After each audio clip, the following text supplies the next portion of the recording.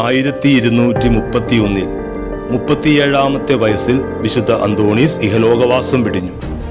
പരിശുദ്ധ മാതാവിന് വേണ്ടി സമർപ്പിച്ചിരിക്കുന്ന പാതുവായിലെ സാന്താ മരിയ ദേവാലയത്തിലാണ് വിശുദ്ധന്റെ ഭൗതിക ശരീരം സംസ്കരിച്ചത്. പിന്നീട് 32 വർഷങ്ങൾക്ക് ശേഷം 1263 വിശുദ്ധ അന്തോണീസിന്റെ നാമത്തിൽ പണിതുയർത്തിയ ബസിലിക്ക ദേവാലയത്തിലേക്ക് പൂജ്യ ശരീരം മാറ്റി സ്ഥാപിച്ചു.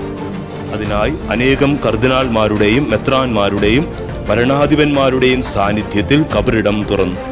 അപ്പോഴാണ് ആ വലിയ അത്ഭുതം അവർ ദർശിച്ചത്.